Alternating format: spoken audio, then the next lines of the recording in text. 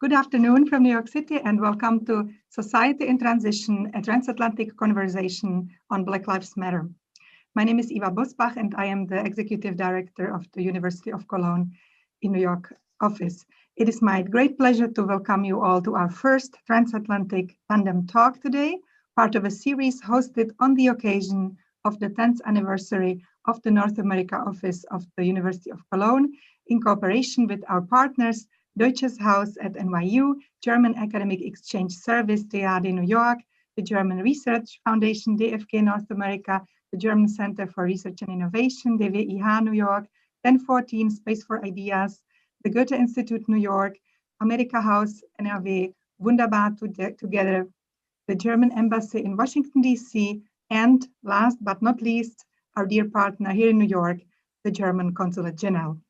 And with that, it is my great pleasure and honor to hand the floor over to Consul General David Gill for your welcoming and opening remarks. Vielen Dank, liebe Frau Bosbach.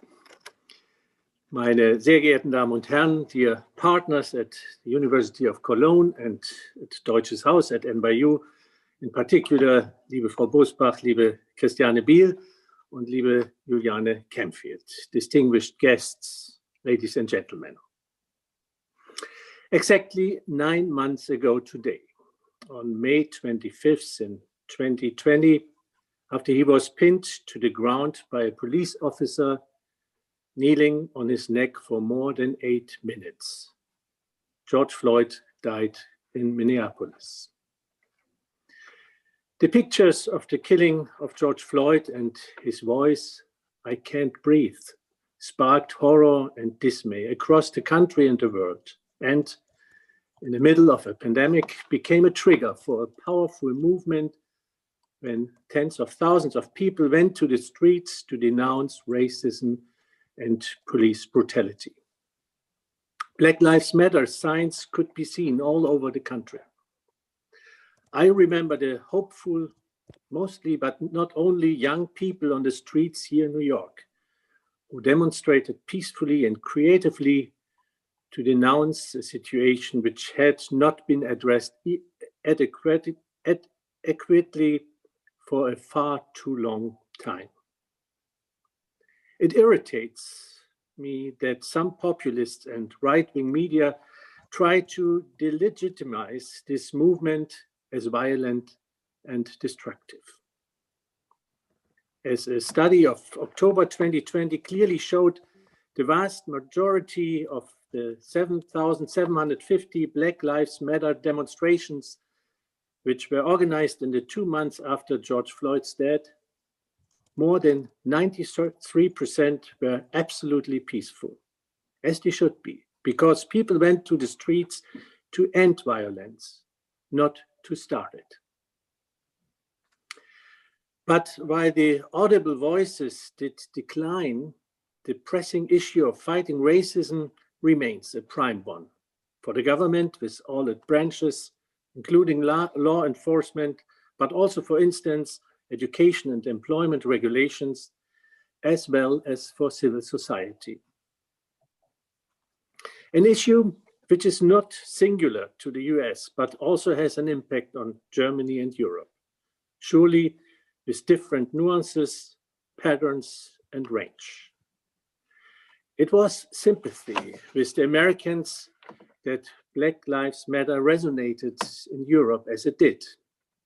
But it was also a recognition that there is an issue in our countries as well.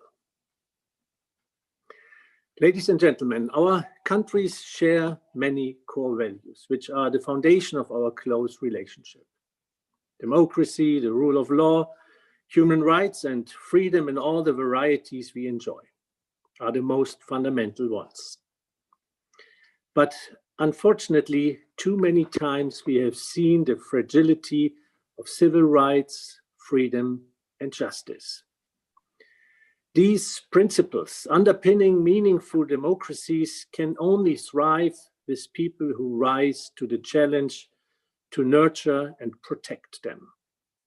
It is their call for justice and equity for all in which human rights manifest themselves in our everyday lives, and at every level of society.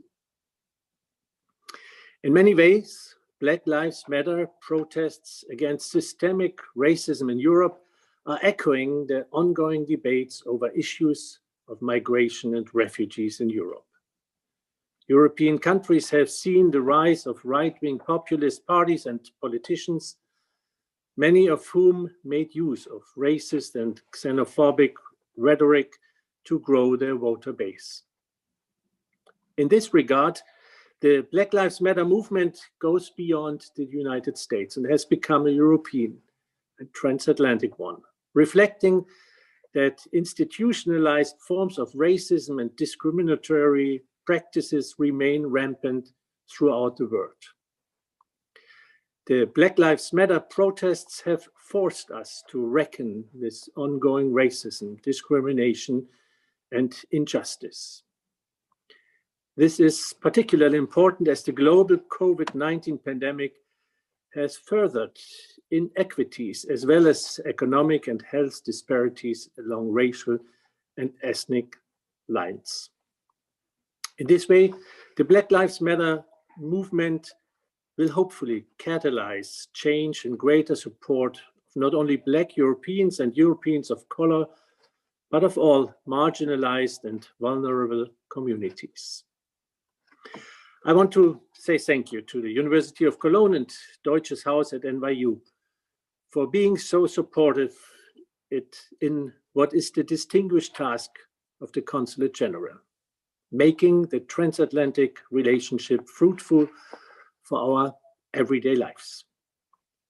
I'm looking forward to an interesting, productive, and inspiring German-American conversation. Thank you.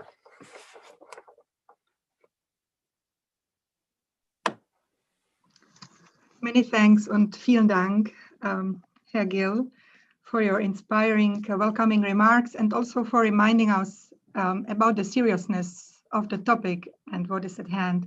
And also thank you for the great support and partnership with you and your team at the Consulate. Let me now tell you just in a few words a bit about the North America office of the University of Cologne that I run here in New York. The office was opened in the spring of 2011, which is why we are celebrating our 10th anniversary this year. Our mission is to offer various platforms to scientists from the University of Cologne in Germany to present cutting-edge research to experts and the interested public in North America, as well as to maintain and initiate new partnerships. For that, we organize a number of events throughout every year.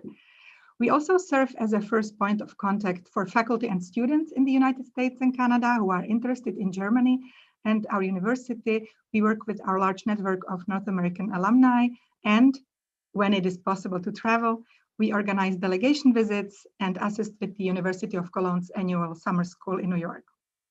During this anniversary year, we will feature all 4 research clusters of excellence of the university, as well as other outstanding scientists and their North American partners. For example, research on sustainable megacities, on the neurosciences, or such as today, on the Black Lives Matter movement. And we made it just in time to discuss this timely topic with you during the Black History Month of February. The goal of the Transatlantic Tandem Talk series that we are starting today is to bring together researchers and the interested public across the Atlantic by looking closely at globally relevant topics. We hope to contribute to a free exchange of scientific ideas, to the dialogue between science and society, and to the fostering of transatlantic relations. And with that, I'll hand it over to my colleague Christiane Biel, who is the Vice Head of the International Office at the University of Cologne. Thank you, Eva. And yes, it is my pleasure on behalf of the University of Cologne to welcome you to this session and this very interesting transatlantic tandem talk. My name is, as Eva said, Christiane Biel. I'm also head of the Department International Mobility and the coordinator for our cooperation with North American universities. And the University of Cologne is not only among the best research universities in Germany, it is also one of the oldest in Europe, being founded in 1388, and is currently one of the largest universities in Germany with approximately 50,000 students, among them a very substantial number of international students and guests. As a globally oriented research university, the University of Cologne seeks to collaborate with the best scholars worldwide to attract excellent students and doctoral candidates from all over the world. And against this background, we have set up an international strategy to pursue the following goals: internationalization of research, teaching, and studies, and assuming global responsibility. To support these manifold international activities, we do run 3 regional offices. Beyond the North American office, we also do have one in China and in India. And all the 3 of them serve the above-mentioned strategic goals and to contribute to enhancing our worldwide visibility as a university.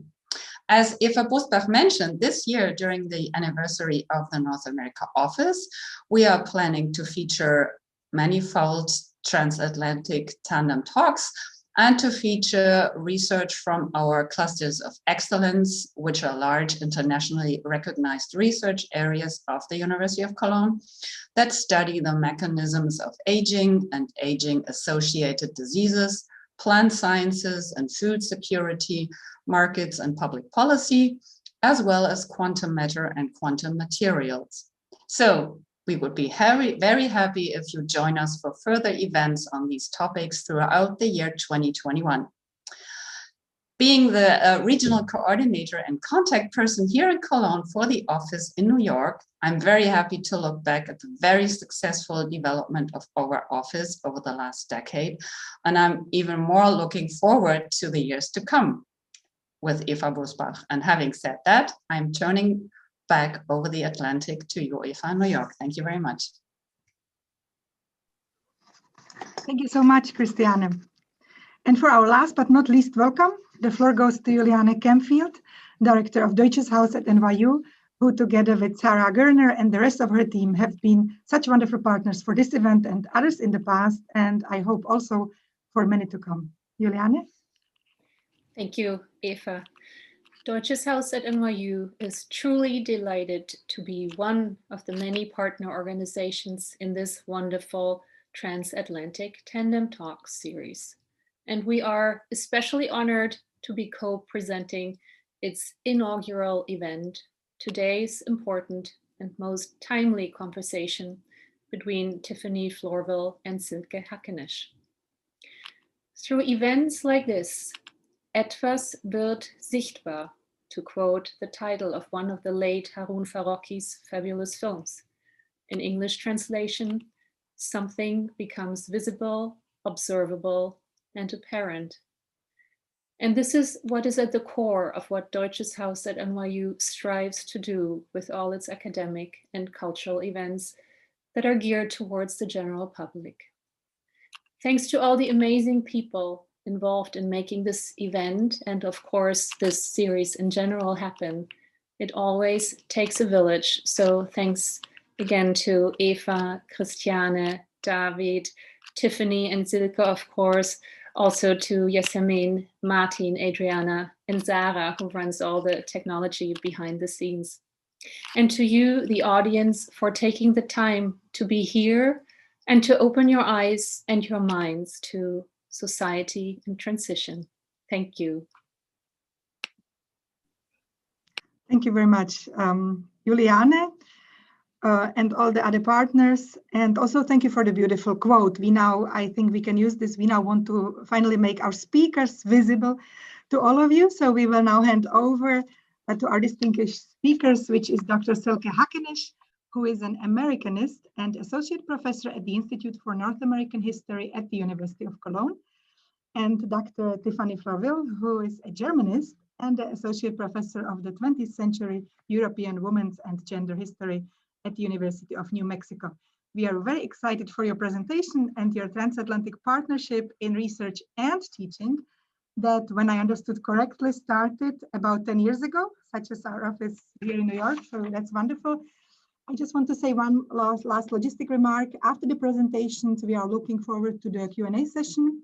So during the tandem talk, you are all welcome to type in your questions for our panelists via the Q&A button at the bottom of your screen, which I can then reach to the panelists and they can then answer them. So thank you all for being with us today, and over to you, Silke and Tiffany.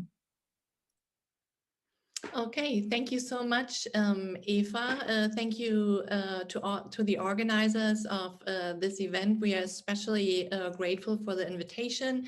Thank you all for coming. Everybody has a busy schedule and there are so many events going on right now. So we especially appreciate all of you being here.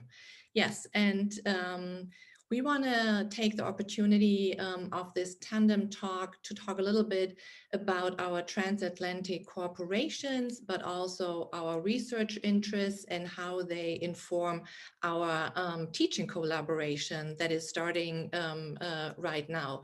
So Tiffany, do you want to go first maybe? Because Tiffany has just launched her first monograph, and it's a book-length study of the Afro-German movement and ties in really well with what we are aiming at doing. Yeah, thanks. I also want to echo Silke's comments about thank you for everyone for coming. Thank you for the sponsors. It's really a pleasure to be here today. Yeah, as Silke has mentioned, I recently published a book entitled Mobilizing Black Germany, Afro-German Women and the Making of a Transnational Movement.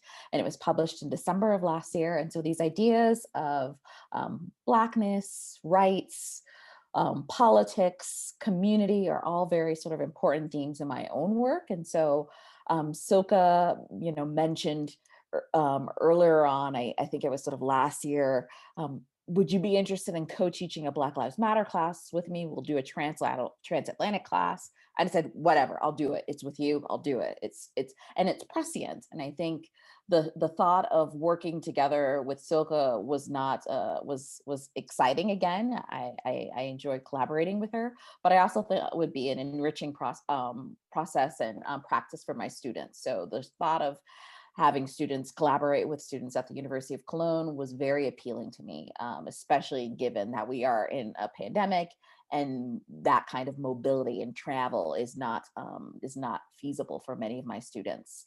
So I was really looking forward to it. And so when she mentioned that she received the grant and it was possible, I said, oh my goodness, I will pitch it to my department. And my department was also quite supportive of it. So I think between my work and also Silke's previous work, she's worked on issues of Blackness and notions and practices of racism. What is race? What are racism? How do we see that figuring into symbols? How do we see that in different commodities?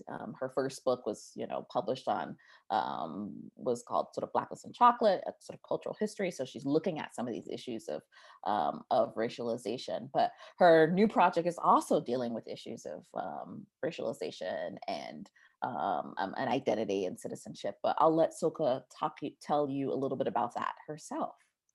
Okay, thank you so much, Tiffany. Yes, so I moved a little bit from commodity history and consumption history and critical race theory to critical adoption studies, basically. And my current project, entitled Colorblind Love or Racial Responsibility, the Adoption of Black German Children to Post-War America, explores the history of Afro-German children born after 1945 and those of this cohort who have been adopted by American families, primarily African-American families. And I think it's really interesting to explore the manifold debates happening in the United States against the backdrop of sort of racial liberalism during the civil rights movement, but also how discourses on these children and their adoption touches upon Cold War cultures and also the domestic adoption landscape, which discriminated against African-American couples. So there are many aspects to disentangle when looking at this history. And it's really interesting how race and nation and belonging were negotiated when talking about these children and where they should belong and where their home could be. And I think in some ways, this whole notion of color blindness and racial liberalism was also something that we saw resurfacing or becoming more vocal again during the Obama presidency. But what we also saw during the Obama presidency was the eruption or the emergence of the Black Lives Matter movement, right? So, but only if you subscribe to this post-racial idea, you'd be surprised by the Black Lives Matter movement. And so these were things I thought about quite a lot. And last summer, when the pandemic hit, I think what was interesting that, of course, it's a global pandemic. We are all affected by it. But the pandemic has also, again, highlighted structural inequalities, not only in the United States, but on a global level. And so this is something that we wanted to address, but then also think about how this can be a moment of opportunity. And Tiffany, of course, mentioned the hiatus in mobility and travel. And I was supposed to go to the United States in March and April of last year for archival research, for conference. And of course, none of this happened. But I think the fact that we needed to move our classes online and envision different versions of teaching also made this idea possible to even think about doing a collaboratively class or co-teach with a colleague from the United States. I think without this digital move, I probably wouldn't have thought about this in the first place. So I was really excited that Tiffany accepted the invitation. And I think what's really interesting is that my students are at a German higher education institution, but study the United States, whereas Tiffany's students are based in the United States, but basically study Europe and Germany. And we are hoping that this lends itself to really fruitful and productive exchanges. And now I stop talking and hand it over or back to you, Tiffany.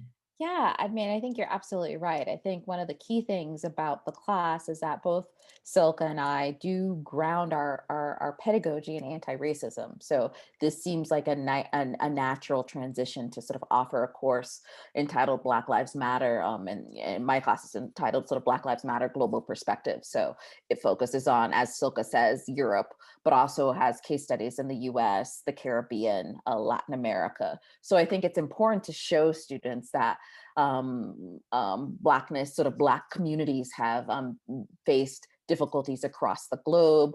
There are persistent efforts to push for rights, for recognition, for citizenship, for carving out spaces for themselves in a variety of ways, resisting as well as surviving sort of very sort of dire circumstances.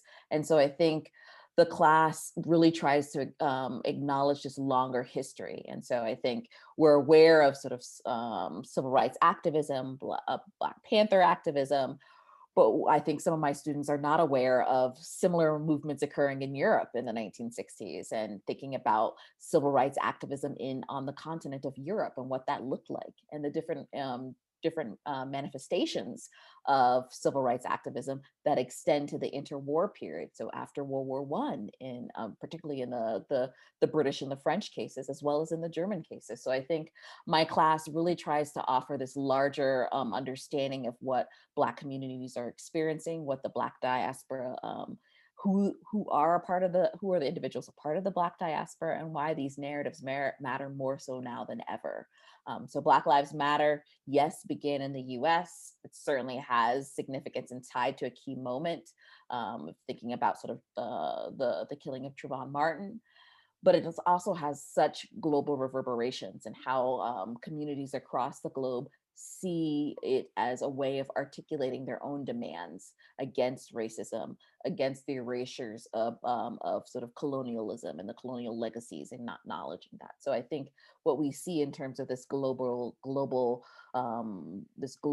you know, echoing of what Black Lives Matter across the world is really a key symbol of how these communities are agitating for change in a variety of ways, and using this moment as a way of articulating demands that many of them have been making for years. So this is not a new movement for many, but this is it has a new sort of new stage or a new presence, given sadly given the killing of George Floyd last year. So I think many of my students, so my class is already started, and Silka's class will be starting soon. And so my students are very eager to connect with students from the University of Cologne. Some of them have also expressed a little trepidation. They're like, I'm nervous. And I think that's perfectly normal. Silka and I have, you know, coordinated our syllabi.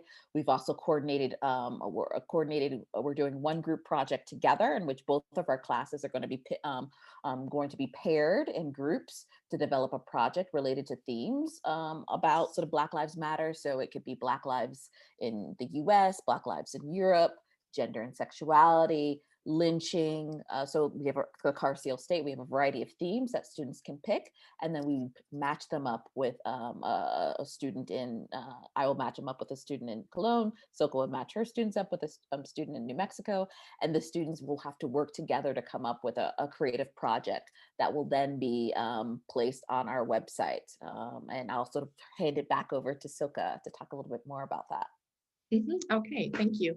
So yeah, I think what Tiffany so eloquently elaborated on is that we really envision Black Lives Matter not as a US-centered movement, but as a global human rights movement, that this is really a human rights movement that attends to political rights, to social rights, to civil rights, also a movement that is very intersectional in its nature, and has similarities, but also differences to what is conventionally considered the civil rights movement of the 1950s and 60s. And it's also, in a sense, an abolitionist movement, asking for the defunding of the police, or maybe the abolition of the prison system. And some of these debates certainly connect to debates across Europe about police violence and racism in various European countries. And Tiffany has written a number of blog entries about that for the blog Black Perspectives by the African American Intellectual Historical Society. So our aim is really to combine these various debates happening across the Atlantic, and also to give our students an opportunity to think about what they're studying from a variety of perspectives. And I think that this can be really fruitful. And I started to think about this, especially last summer. I was teaching a class on the Reconstruction period in the United States. So the time following the end of the Civil War, after the abolition of slavery. And so we talked about the lost cause, this very specific narrative of Southern history, or a certain construction of history of the Civil War, of how slavery is remembered. And so we were talking about these things at the same time that debates were happening in the United States about the removal of certain Confederate statues. Then the picture of a photograph of George Floyd being projected onto the Robert E. Lee statue in Richmond, Virginia, or images of African-American soldiers from the Civil War being projected onto these statues. So in class, it was almost every week, it was really insightful for the student how much the past informs the present, and how so many debates happening in the US, especially last year, were so intimately connected to the legacy of slavery, race-based slavery, structural racism in the United States. And at the same time, we had similar debates across Europe. with reference to colonial monuments and the colonial legacy. So we saw when Tiffany and I began talking about this and engaged in conversations about all of these issues, we saw so many connections and really felt that this was a moment to bring different academic cultures, different discussions, and different debates together, and allow us to broaden our pedagogy along the way, but also give students a chance to connect with each other across the Atlantic. Yeah, and I'll echo that these ideas about sort of historical legacies and the overlapping experiences. I think last summer when we saw, and last fall when we saw some of the toppling of statues, particularly sort of in Belgium as well as in the UK, they're certainly tied to not only colonialism but also a legacy of the slave trade. And so I think it's important to recognize the connections that discourses and debates that are having in the U.S. There's certainly some common ground in Europe with regards to sort of thinking about toppling of these statues and power and racism and how that's entrenched in some of these European nations. And I think on top of that, part of this idea of the class was, at least, you know, in terms of my perspective of focusing on Europe and a few other case studies, was really trying to get students to recognize that, like, yes, we oftentimes hear that the US is a racist space, and we don't necessarily hear similar dynamics about Europe, which is also has a racist space for a variety of individuals. And so I think getting students to recognize that racism is a process.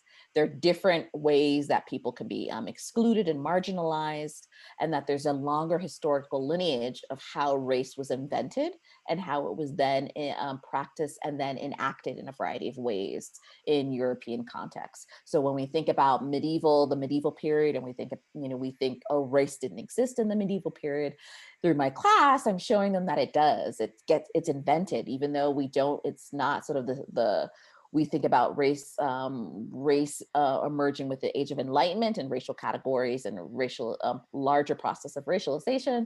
There are scholars in the medieval studies showing us that we see similar dynamics occurring, tied to skin type, tied to religion, tied to class. And so I want the students to understand that there are different ways that people can be excluded and marginalized, but there are also different ways that people carved out spaces for themselves. They resisted, they survived, and those stories are also dynamic. And so I think combining our classes, our students are going to get that breadth of knowledge. We're basically combining our expertise to sort of convey a larger narrative of Black communities.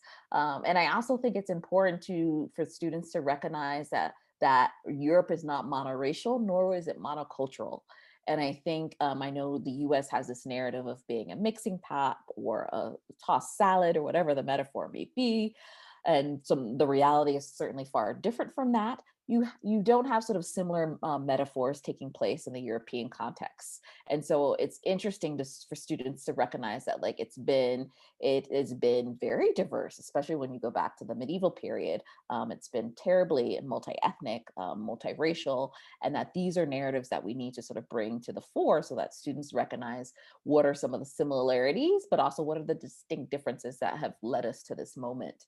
And so I'm really excited that the students are, this week I've met with students already, and they're like, I'm excited about meeting with University of Cologne students. And I'm like, yes, we are all excited. They're going to be started soon. So we'll have some classes where we connect. The time difference certainly will work against us, but this is why I enjoy collaboration. It really requires negotiation and a willingness to compromise. And so I think this is key for any collaborative effort. And so I'm looking forward to our students getting these enriching experiences within their homes. I mean, we're sort of so stationary and we're basically immobilized, that I think it's really interesting that our students are still getting these transatlantic experiences and narratives in their home without sort of going to Europe or coming to the US per se.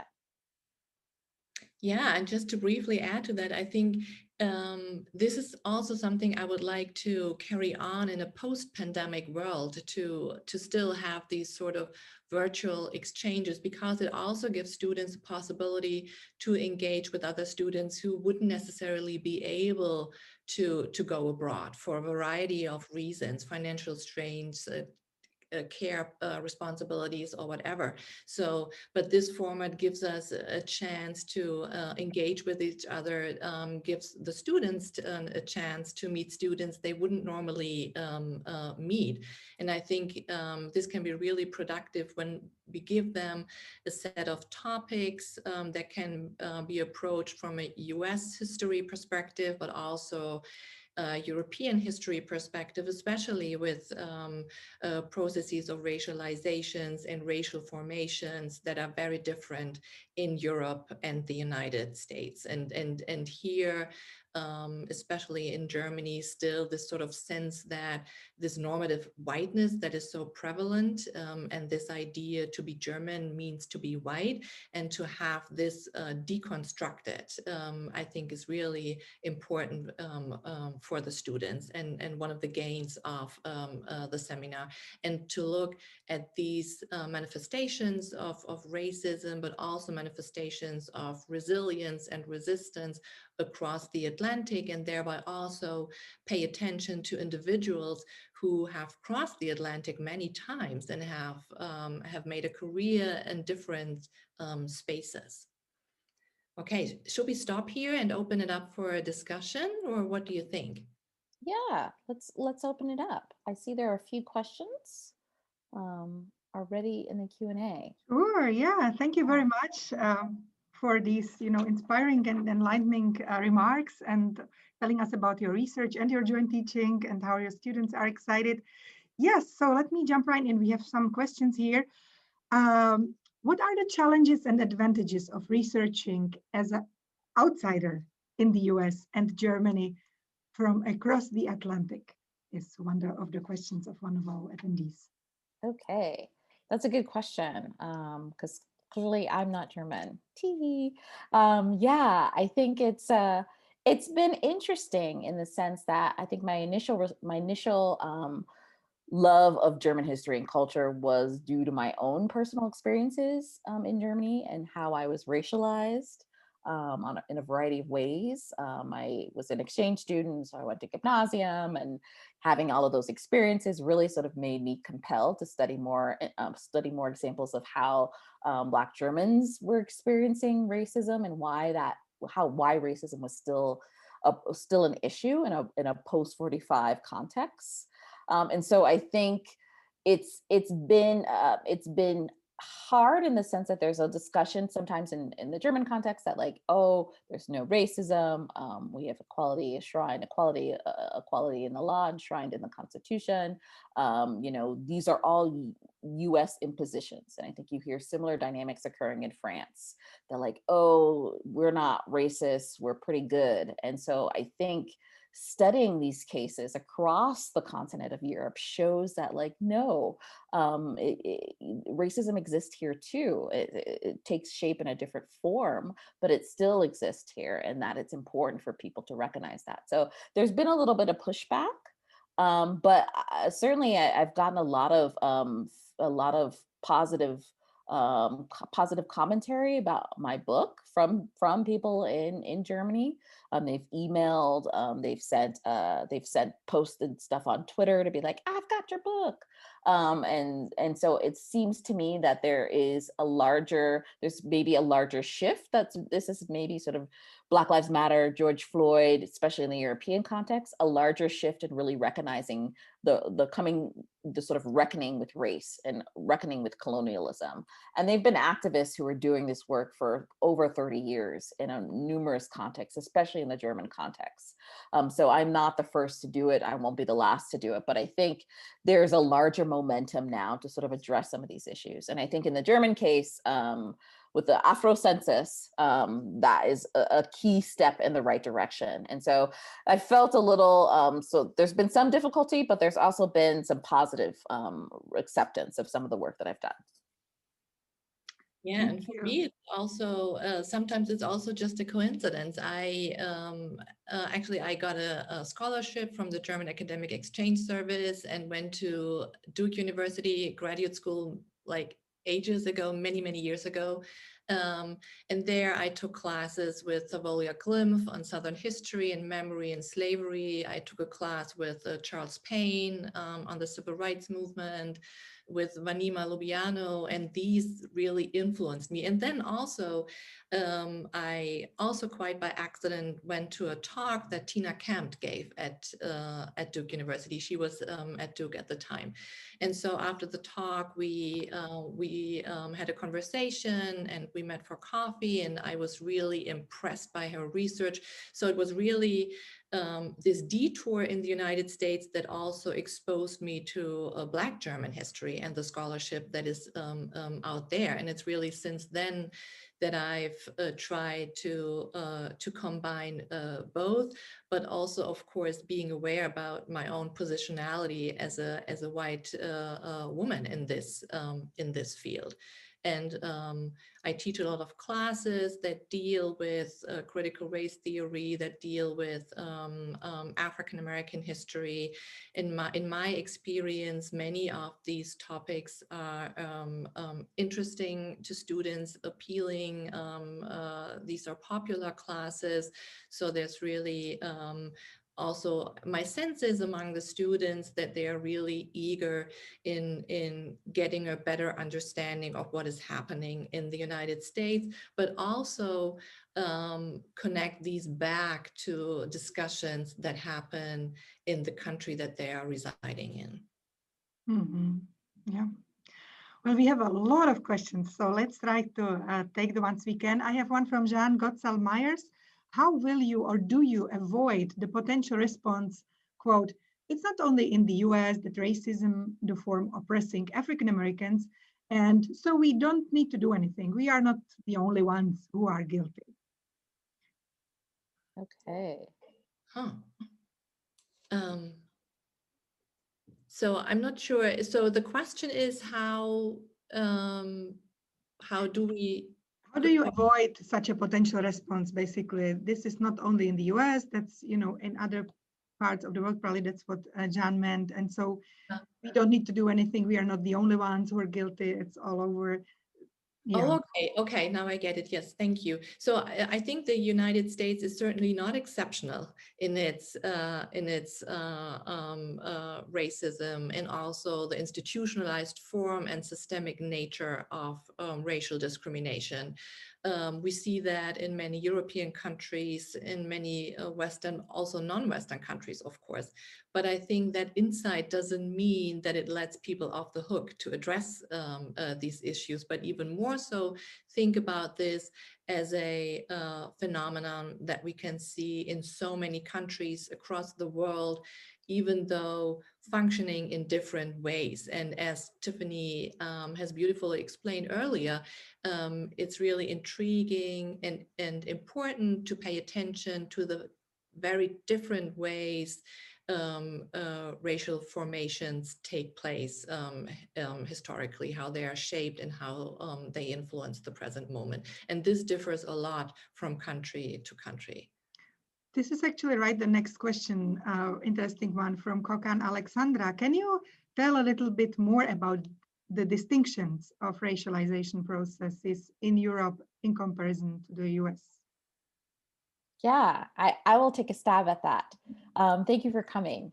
Yeah, I think what's interesting in terms of Europe, and I'm not alone in this articulation, I'm sort of drawing from scholars of racism and race in Europe, is that race in Europe is very invisible, while it's also simultaneously very hyper visible. So I think we have this notion of race in Europe as being there but not there, and part of that is a post 1945 legacy in which we're trying to sort of let's write what race is, let's detangle it from science and biology. Let's really, get away from the Nazi past, the fascist past, and how we see race. And in the process of that, you have this sort of silencing of race occurring, I think, and the sort of limited engagement with really interrogating how these processes are so embedded in the everyday. Not only are they sort of structural and institutional, but they're also embedded in symbols and commodities and sort of seemingly banal things that we don't recognize are sort of racially are tied up with race. And so in the European context, I think it's sort of it's invisible and hyper visible. And that it's, it goes back to a post-45 legacy in which we're done. We're no longer racist in some respects. We've purged that dynamic from our continent, when in actuality, it's still in the everyday. And sort of you see this in how the rebranding of certain right-wing groups in the post-45 period. So we're no longer anti-Semitic, we're now anti-migrants, or we're now anti-immigrants, and sort of recalibrating the hatred towards a different community. And so I think you see it in that way. I mean, I'll certainly let Silke talk about, what she thinks, how she thinks race is in the U.S. context. Well, I think for some people, it's sometimes, or there is maybe this longing to argue the US has moved beyond that. And then the presidency of Barack Obama is often cited as proof. So if a Black American can make it to the White House, it cannot be so bad.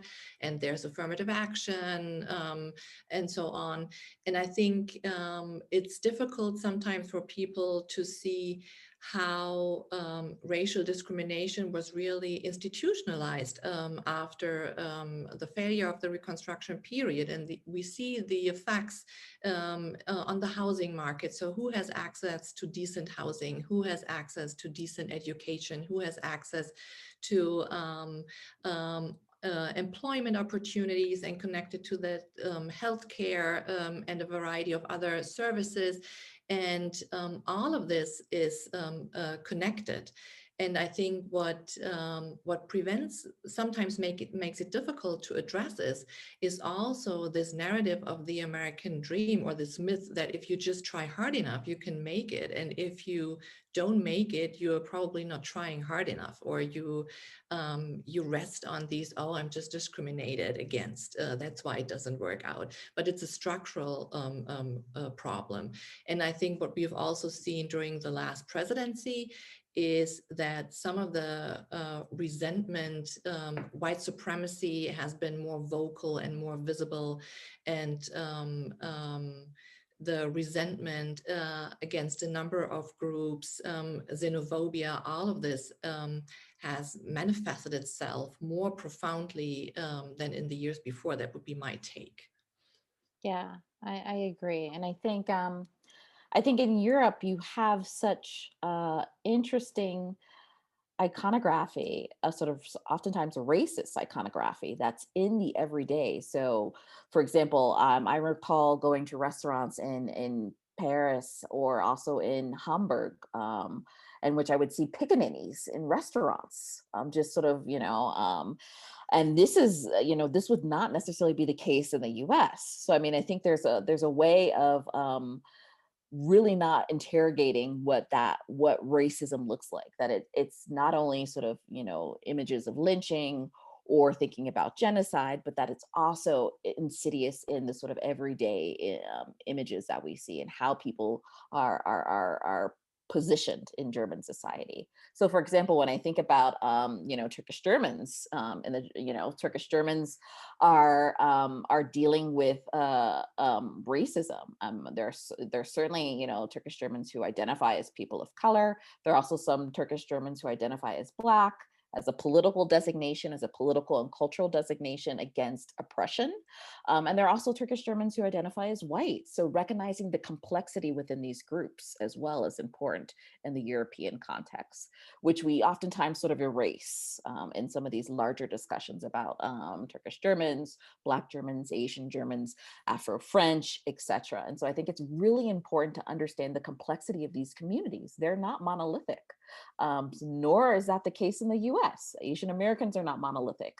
African Americans are not monolithic. So understanding the complexity is really important. And I think people oftentimes think that, oh, racism is all about like violence. And it is, but it's also about the sort of demarcation of difference. It's how you define someone to be an other. And you use that person's otherness in an effort, I think historically, Europeans have used that characterization and construction of the other to define themselves. So they need the other in many ways to define what they are not. So I think that's a key dynamic in the European context, and it's one that I impart in my classes. Yeah, thank you. We need the other. I have one more question about needing the other between Germany and the US, and then I also have one interesting one about your teaching in classroom. So this one comes from the American Council on Germany. There are often comments that the US needs to reckon with its slavery past, similarly to how Germany reckoned with its past after World War II. However, in some ways, this is an apples to oranges comparison. Is there a way for America to learn from Germany? Okay, so yeah, that's a great question. That's a really interesting question. I think what we see sometimes, or when I remember when I was a student at Duke, I was surprised by how often US slavery was compared to the Shoah. And I hadn't encountered this comparison on a scholarly level or in popular debates in Germany. So I was surprised by that. And also sometimes I got this when people realized that I was a student from Germany, so why don't you dig in your own backyard, sort of thing. I think that in some ways the memory of the Shoah, when I think of the Holocaust museums and other manifestations, have also informed how Germans deal or Germany deals with its past, and we see that happening. It's still ongoing in the United States. We have a lynching memorial.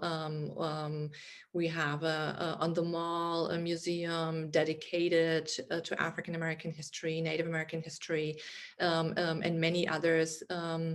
And I think some voices would probably also argue that in Germany, what's maybe lacking is a conversation about the colonial legacy and the genocide in Namibia. And so what about reparations, restitutions, and so on. So these are also debates that are still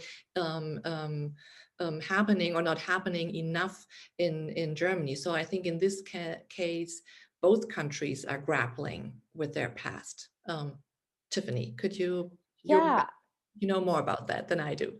Oh, I think you hit it on the nail, that I think Germany in many ways did semi come to terms with the Holocaust. I mean, it was slower. I mean, it doesn't really sort of take more shape until like late 60s, 70s, in which there's sort of like a television show about the Holocaust and German television, but it did not grapple with its anti-Blackness. And that is linked to its colonial legacy. And I think many times Germans don't really know that Germany had colonies. It was a fleeting colonial moment, but they were colonizers, and they lost their colonies after World War I. And so I think there's a sense that like, oh, we were good colonists. It wasn't as bad as the French or the Dutch or the British. No one gets a gold medal for being a good colonist. Everyone's a bad colonist. No one gets a silver or a bronze. So everyone's bad. And that legacy is where specifically in the German case is the 1913 citizenship law created in the colonial context. And so this history is so significant, and there's a limited engagement with it.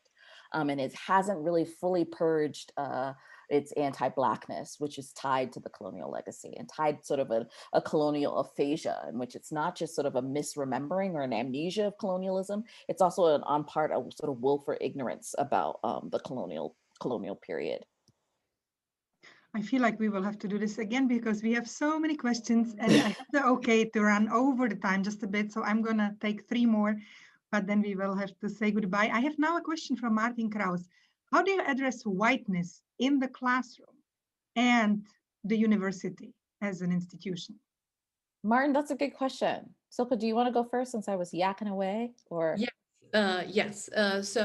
Yes, Martin, thank you. That's an excellent question. And I think the first step sometimes is to make students aware of their own whiteness, to break up this normativity and invisibility of whiteness, but that this is also a racial category that comes with many privileges.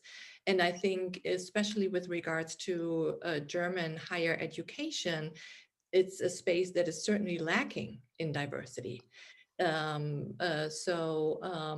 While we have a diverse student body in some areas, it's not everywhere, and it's certainly not on the faculty level. And just recently, we had a debate about one Professor Auma, one of the few Black German professors who talked about the lack of diversity in the German academy, and was then attacked by the AfD and accused of reverse racism. So speaking out about these issues, that German higher institution is also an exclusionary space and is lacking in diversity, is seen as reverse racism against white people. So here, this whole idea for equality is resisted because it might mean letting go of certain privileges. And I think the first step would be to make students aware, white students primarily aware of the fact that whiteness is also a historical category. It's a construction. It's a construction that evolved within a specific context. absolutely. I mean, you said it quite wonderfully. I think students, I think I already decenter whiteness in ways because I mean, I am teaching European history. So when students come to my classes, they're not expecting me. They're like, is this the class? I'm like, welcome to European history. Come on, I'm your professor. So I think they're already seeing a decentering of whiteness because I'm in the classroom. And then I want them to recognize that whiteness, much like Blackness, much like otherness, are all constructed categories that help to sustain systems of power and privilege. And that certainly we see that here in the US, but we also see it in the European context. And that whiteness changed, much like Silke said, over times and spaces. So over, diverse regions across Europe, we can see how whiteness changes. So for example, and I'm going back to the medieval period because I'm actually teaching about the medieval period in this in the Black Lives Matter class, but there's this sort of figure of Saint Maurice. He's this prominent figure in sort of in sort of Catholic the Catholic religion and Catholicism, and you see him shifting. So he becomes much more sort of accepted among sort of Catholic individuals, even though his skin is darker. And there's a sense that he becomes this figure for Christianity. He's considered, he's given sort of positive attributes that were oftentimes associated with whiteness.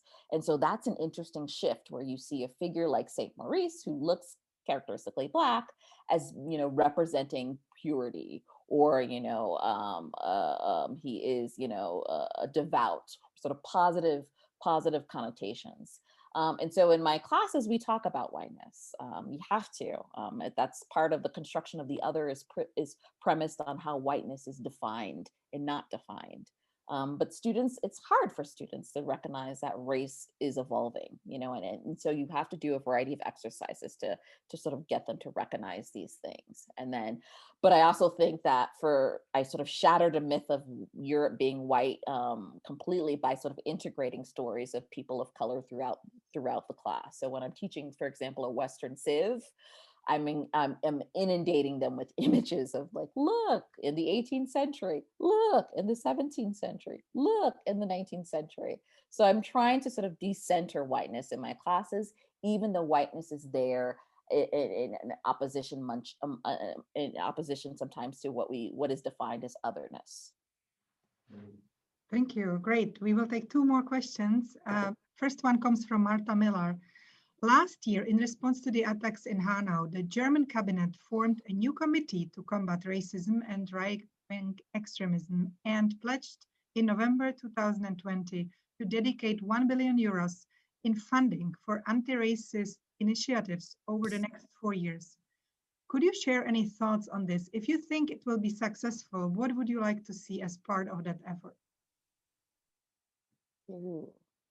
That's an excellent question. And I think what I know that this is a sentiment that many people shared. It's a great initiative, but I was really disappointed again about the lack of diversity in this cabinet. I think there's a structural problem if only white politicians who do not necessarily have a record in anti-racist work or address these issues. I think this could be much more productive if it would include other initiatives, people who have doing the work for many years, and if it would include a variety of perspectives here. Yeah, I agree. The composition of the committee was disappointing, to say the least. And I think mainly because I know there's so many Black and people of color activists who've been doing this work, that their diversity expertise, because not everyone can claim expertise as anti-racist individuals. And so I think it is expertise, and you should go to individuals who are engaging in this work daily. And doing anti-racism, diversity work. There's a cadre of people in Germany doing this work. And so I was disappointed, to say the least, to see the composition. But I also think that speaks to these larger issues here in the US. In the US, there's all of these efforts to have diversity committees at universities, at different organizations, in which the composition is oftentimes extremely white. And that and there's maybe one token person of color, or one token Black person, or one token woman.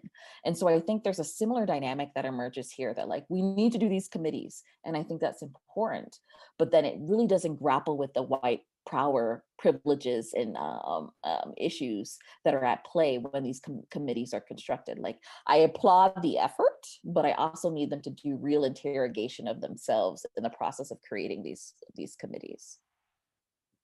Well, that's a good feedback for them, I hope. I'm going to combine several questions to activism to end with, and to come back to the name of our seminar, which is about the Black Lives Matter movement. How is the Black Lives Matter movement perceived in Germany? How can activists from both coasts learn from each other? And what do you think the future of the movement looks like? Oh, wow. Great, really great questions. I think this falls into Tiffany's expertise, so I just very briefly will answer that. I think it's good for people to realize and recognize that Black Lives Matter in Germany or in other countries is not just a solidarity movement with the Black Lives Matter movement in the United States, but that there's a reason and an urgency for these movements in other places as well. And as we have seen at Black Lives Matter protests in Berlin or in Munich or in Cologne, there are a huge number of people, so a huge crowd, even though it was during a pandemic. So I think it again demonstrated that it resonated with so many people. And I think here we see many connections in terms of issues that are addressed here. But what we also see is that they are tied back to a national conversation about race that I think is different here than it is in the United States. But I think, Tiffany, this is really your research expertise. Yeah, I mean, I think you said it quite lovely, that I think all of these global Black Lives Matter movements, they're in part solidarity, but are also in part demanding more civil rights and political rights in these locations. So, for example, in In the German case, there's also issues of racial profiling at play. There's also police violence. There's also this notion of this inability to engage with the colonial past, how that shapes identities, how that shapes practices, and how that shapes ideas.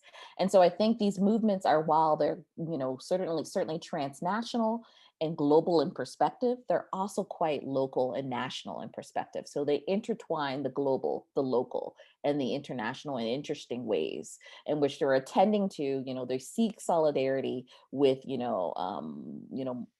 George Floyd, but in the same token, they're also recognizing victims of police violence in Germany. Christy Schwendeck. I mean, the list goes on of the variety of individuals who died under, suspicious circumstances. So I think it's important that these movements exist, but they also are building upon movements that were in existence prior to Black Lives Matter. So, for example, Black Lives Matter movement in Berlin, for example, is building on a longer lineage of Black German activism that is over 30 years old. And so I think, and even longer than that, if you take it back to 19th century. So I think it's important to sort of recognize that they're connected, but they're also distinct in how they're fighting for particular issues in their nations. I hope that answers it. That was a sweepingly awesome question. Yes, thank you. And I think, coming back to the common, the ground, and also to the distinctiveness, and also what comes from the past and how the future might look like, and that everybody is fighting for their own civil rights and human rights in a way, that's an important takeaway, I think. And with that, I would like to thank you very much, Silke and Tiffany, for joining us today for our first Transatlantic Tandem Talk on Black Lives Matter. Thank you, and thank you to the audience, and thank you to all the partners. And we hope you will join us for our next talk. Thank you, everyone. Thank you. Thank you, everyone, for coming. Yes, and thank you for your great questions and comments. Thank you. Thank you. Sorry we couldn't get to all of them. Yes, we have to continue the conversation.